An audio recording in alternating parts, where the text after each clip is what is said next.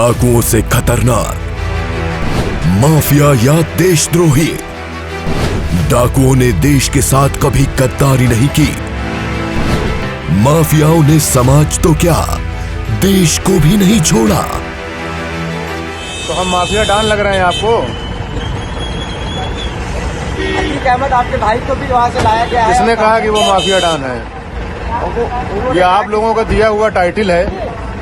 वो 5 बार के विधायक हैं, सांसद हैं, मैं विधायक रह चुका हूँ। हमारा राजनीतिक परिवार है। जो माफिया डॉन हो उनको डर लगे।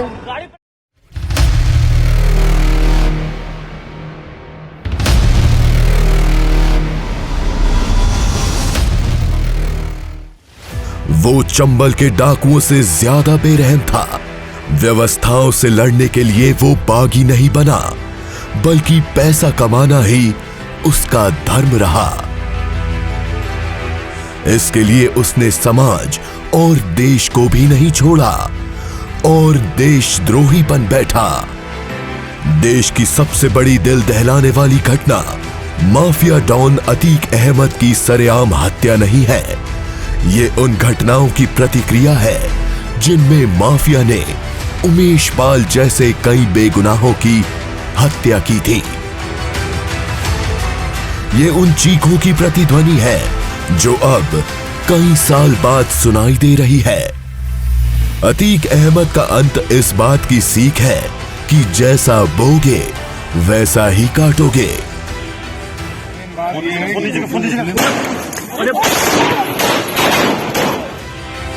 ये माफिया डॉन की कहानी नहीं है, ये वो कड़वी सच्चाई है जो बदलते समाज, भ्रष्ट हो चुकी राजनीति और आने वाले परिवर्तन के संकेत दे रही है। कैसे एक तांगे वाले का बेटा देश का सबसे बड़ा बाहुबली बन गया और किस तरह से राजनीति और प्रशासन ने उसे पोषित किया।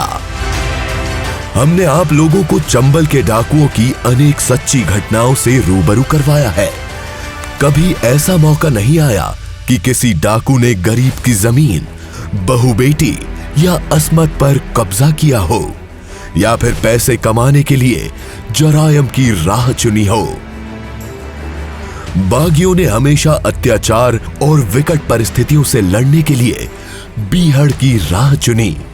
लेकिन अगर कोई बीहड़ जाने की जगह समाज में रहकर धन पशु बन जाए तो उसका क्या अंजाम होगा?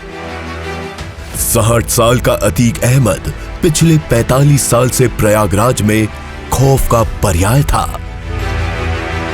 एक बेहद गरीब परिवार में जन्म लेने वाले शख्स को कैसे पैसे की भूख लगी, इसकी कहानी भी दिलचस्प है।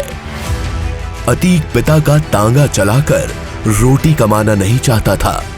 उसे तो बहुत सारे पैसे चाहिए थे, फिर चाहे उसके लिए अपराध की दुनिया को ही चुनना पड़े। इसलिए अतीक का लक्ष्य पढ़ाई पर कम और बदमाशी पर ज्यादा रहता था। इसका परिणाम यह हुआ कि वो 10वीं की परीक्षा में फेल हो गया। लेकिन इससे उसके जल्दी अमीर बनने और बाहुबली बनने के सपने पर कोई फर्क नहीं पड़ा। अतीक अहमद के खिलाफ 17 साल की उम्र में पहला आपराधिक मामला दर्ज हुआ था।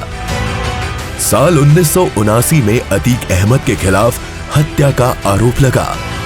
कसारी मसारी में भेड़ चराने वाले एक लड़के की हत्या के जुर्म में नामजद होने के बाद वो खूंखार अपराधियों में गिना जाने लगा। 1985 आते आते वो प्रयागराज का ही नहीं, कौशाम्बी और आसपास के जिलों में शातिर अपराधियों में गिना जाने लगा। 1990 से 2005 तक अतीक राजनीति और अपराध की दुनिया में चमकता रहा। उम्र भले ही उसकी 17 साल थी, यानी वो बालिग भी नहीं हुआ था, वोट नहीं दे सकता था, लेकिन उसकी नीयत जान लेने की बन गई थी। साल बीतते इस नाबालिग से बालिग हुए लड़के का क्राइम ग्राफ भी बढ़ता गया। अतीक अहमद के नाम से कुख्यात हो गया। साल 1987 की बात है। इलाहाबाद शहर में चांद बाबा का दौर था। उसके नाम से लोगों के मन में खौफ पैदा हो जाता था। सभी चांद बाबा के नाम से खौफ खाते थे। आलम यह था कि पुलिस और नेता कुख्यात चांद बाबा को मारना तो चाहते थे, लेकिन हिम्मत किसी की नहीं थी। 2 साल का वक्त गुजरा और अतीक अहमद का दबदबा बढ़ने लगा, लेकिन कोई बड़ी पहचान नहीं थी। इलाहाबाद के सबसे बड़े डॉन चांद बाबा की अतीक अहमद ने सनसनीखेज तरीके से हत्या कर टाली। जिस चांद बाबा से पुलिस और बड़े बड़े नेता खौफ खाते थे, उसी का बेखौफ अंदाज में मर्डर हो गया। कत्ल करने वाला अतीक अहमद सबसे बड़ा बाहुबली बन गया। इसके बाद अतीक ने कभी पीछे मुड़कर नहीं देखा। साल बदलते गए और बड़े बड़े नाम उसकी क्राइम लिस्ट में जुड़ते गए। साल 2002 में नस्सन की हत्या, साल 2004 में देश के जाने माने बीजेपी नेता और मंत्री रह चुके मुरली मनोहर जोशी के सबसे करीबी नेता अशरफ की हत्या, फिर साल 2005 में नए विधायक बने राजूपाल की हत्या कराकर अतीक अहमद यूपी की सियासत से लेकर जरायम की दुनिया में छा गया। इस बीच उत्तर प्रदेश में सत्ता परिवर्तन के साथ पुलिस अतीक के पीछे पड़ गई, लेकिन वो नहीं रुका। उसने अपनी बिसात सियासत की दहलीज पर बिछा ली। साल 1989 में उसने राजनीति में जोरदार एंट्री की। अतीक ने इलाहाबाद की पश्चिमी विधानसभा सीट से निर्दलीय चुनाव लड़ा और जीत पर मुहर लग गई। वो जानता था कि बाजार में अभी भी उसके नाम का सिक्का चल रहा है। कल तक का माफिया, गैंगस्टर, दर्जनों मर्डर केस में पुलिस की नाक में दम करने वाला अतीक अब माननीय विधायक बन चुका था। इस जीत के बाद अपराधी का राजनीतिकरण तेजी से हुआ। एक पार्टी ने अतीक का जोरदार स्वागत किया। अतीक ने तब समाजवादी पार्टी का दामन पकड़ लिया था। माफिया डॉन अतीक लगातार 5 बार विधायकी का चुनाव जीता। उसका कद और रुतबा बढ़ चुका था। अतीक ने फूलपुर संसदीय सीट से चुनाव लड़ा और जीता भी। राजनीति के सफर में एक बड़ा मोड़ तब आया जब सांसद बनने के बाद विधायकी की सीट खाली हुई। साल था 2004। सांसद बनने के बाद अतीक अहमद की विधायकी वाली सीट पर चुनाव होना था। माफिया अतीक को पूरा यकीन था कि उसकी छोड़ी सीट पर उसका भाई ही बैठेगा, लेकिन इस बार उसका मुकाबला बसपा के राजूपाल से था। चुनाव में राजूपाल ने बाजी मार ली। राजूपाल जैसे नए नवेले नेता की जीत ने अतीक अहमद को अंदर से हिला दिया। उसने राजूपाल को जड़ से खत्म करने की ठान ली। 25 जनवरी 2005 को राजूपाल की दिन दहाड़े गोली मारकर हत्या कर दी गई। इस हत्याकांड में उसके साथी देवीपाल और संदीप यादव की भी मौत हो गई। हत्याकांड में सीधे तौर पर सांसद अतीक अहमद और उसके भाई अशरफ का नाम सामने आया। अतीक का नाम जुर्म की दुनिया में और बढ़ गया। उसका मुकाबला करने की हिम्मत कोई नहीं कर सकता था, क्योंकि सत्ताधारी पार्टी उसके साथ थी। हालात इतने बदतर थे कि अदालत के जज भी उसके प्रकरण की सुनवाई करने की हिम्मत नहीं जुटा पा रहे थे। अतीक खौफ को कायम रखने के लिए हत्याओं को अलग अलग तरीके से अंजाम देता था। राजूपाल की हत्या इसका सबसे बड़ा सबूत था। दरअसल हत्याकांड के बाद जब पुलिस राजूपाल की बॉडी को लेकर जा रही थी, तो अतीक और उसके गुर्गों ने 56 किलोमीटर तक उसका पीछा किया। मेडिकल कॉलेज में भी डेड बॉडी पर गोलियां चलाई थी। ये बिल्कुल असली वाकया है। साल 2012 में अतीक अहमद जेल में बंद था। चुनाव लड़ने के लिए उसने इलाहाबाद हाई कोर्ट में जमानत के लिए अर्जी दी थी, लेकिन उसका खौफ ऐसा था कि हाई कोर्ट के 1 या 2 नहीं, बल्कि कुल 10 जज फैसला लेने से डर गए। इन 10 जजों ने केस की सुनवाई से खुद को अलग कर लिया, क्योंकि सबको जान का खौफ था। 11वें जज ने सुनवाई तो की, लेकिन फैसला अतीक अहमद के पक्ष में दिया। यानी अतीक अहमद को जमानत मिल गई। जेल से बाहर आकर अतीक अहमद ने चुनाव लड़ा, लेकिन उसका दबदबा अब पहले जैसा नहीं था। वो चुनाव हार गया। हराने वाला कोई और नहीं, स्वर्गीय राजू पाल की पत्नी पूजा पाल थी। राजू की 2005 में हत्या कराने के जुर्म में अतीक अहमद जेल में बंद था। 2014 में लोकसभा चुनाव में फिर से अतीक ने चुनाव लड़ा, लेकिन इस बार इलाहाबाद से नहीं बल्कि श्रावस्ती से। पार्टी थी समाजवादी, लेकिन फिर से उसे हार का सामना करना पड़ा। बीजेपी के नेता ददन मिश्रा ने यह चुनाव जीत लिया था। इस तरह बाहुबली अतीक अहमद का कद लगातार गिरता गया। पूजा पाल के रिश्ते में भाई उमेश पाल ने राजू पाल हत्याकांड में अतीक के खिलाफ गवाही दी थी। साल 2006 में उमेश पाल का अपहरण कराया गया। उसे कोर्ट में बयान बदलने पर मजबूर किया गया। उमेश पाल के अपहरण केस में पिछले दिनों अतीक को पहली बार उम्र कैद की सजा सुनाई गई थी।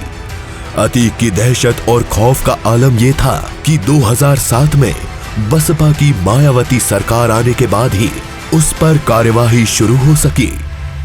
बसपा विधायक राजू पाल की हत्या और फिर उमेश पाल अपहरण केस में साल 2008 में अतीक ने पुलिस के सामने सरेंडर किया। इसके बाद उसका ग्राफ नीचे गिरता चला गया।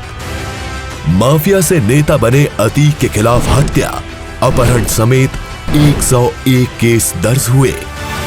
इलाहाबाद और पूर्वी यूपी के कई इलाकों में उसके खिलाफ जबरन वसूली के मामले भी दर्ज हुए। वो जमीन हड़पने का सरगना बन गया था। लोकसभा चुनाव 2014 और 2019 में भी उसने दावेदारी पेश की, लेकिन दोनों ही मौकों पर उसे हार का सामना करना पड़ा। वर्ष 2017 में मारपीट के मामले में अतीक को गिरफ्तार किया गया। वर्ष 2019 में जेल में रहने के दौरान अपहरण की साजिश रचने के आरोप में सुप्रीम कोर्ट ने उसे अहमदाबाद की साबरमती जेल में शिफ्ट कर दिया। ईडी के पूर्व अधिकारी और योगी सरकार में मंत्री राजेश्वर सिंह का कहना है कि अतीक के खिलाफ 100 नामजद प्राथमिकी थी। पुलिस गैंग चार्ट में उसके गैंग में 144 सदस्यों के रहने का मामला सामने आया। उसके पास करीब 11,000 करोड़ की संपत्ति की बात कही जा रही है। अतीक अहमद के खिलाफ 101वां केस 15 अप्रैल 2023 को दर्ज किया गया। प्रयागराज सीजीएम कोर्ट के आदेश पर पुलिस की टीम उससे पूछताछ कर रही थी। उमेश पाल मर्डर केस में पूछताछ के दौरान हथियारों को लेकर पूछताछ हुई तो अतीक और अशरफ ने कुछ स्थानों पर हथियारों के छिपाए जाने का खुलासा किया। दोनों अभियुक्तों को निशानदेही पर 45 बोर का एक पिस्टल, 32 बोर का एक पिस्टल, 58 जिंदा कारतूस, अलग अलग बोर, 5 कारतूस, 9mm पाकिस्तानी ऑर्डिनेंस फैक्ट्री के बरामद किए गए। इससे अतीक के देश के दुश्मन पाकिस्तान से रिश्ते भी खुलकर सामने आ गए। देश में प्रतिबंधित बोर के कारतूस, बरामद पिस्टल और अन्य हथियारों को लेकर दोनों पर आरोप लगा। इन हथियारों का प्रयोग उमेश पाल और 2 सरकारी गनर की हत्या में किए जाने का भी दावा किया गया था। हथियारों की बरामदगी को लेकर 15 अप्रैल को अभियुक्त अतीक अहमद और अशरफ के खिलाफ आर्म्स एक्ट की धारा 3/25/27/35 के तहत केस दर्ज किया गया। अतीक के भाई खालिद अजीम उर्फ अशरफ पर 57 केस दर्ज थे। वो 2 बार विधायक रह चुका है। उमेश पाल हत्याकांड में अशरफ को नामजद अभियुक्त बनाया गया। अशरफ अपनी हरकतों के लिए खासा चर्चित था। 2007 में जब मुलायम सिंह यादव मुख्यमंत्री थे, तब अतीक के भाई अशरफ ने मदरसे से 2 लड़कियों को उठा लिया था और रेप किया था। बाद में वो उन्हें मदरसे में छोड़ गया था। उस समय अतीक सांसद था। अशरफ पर कोई कार्यवाही नहीं हुई। उसे भी भाई अतीक के साथ आर्म्स एक्ट में नामजद बनाया गया था। 15 अप्रैल को रात 10:35 पर अतीक और उसके भाई अशरफ को जब पुलिस प्रयागराज के सरकारी अस्पताल में मेडिकल चेकअप के लिए जेल से बाहर ली थी तो हमलावरों ने दोनों की गोली मारकर हत्या कर दी। इस मामले में अब जांच जारी है।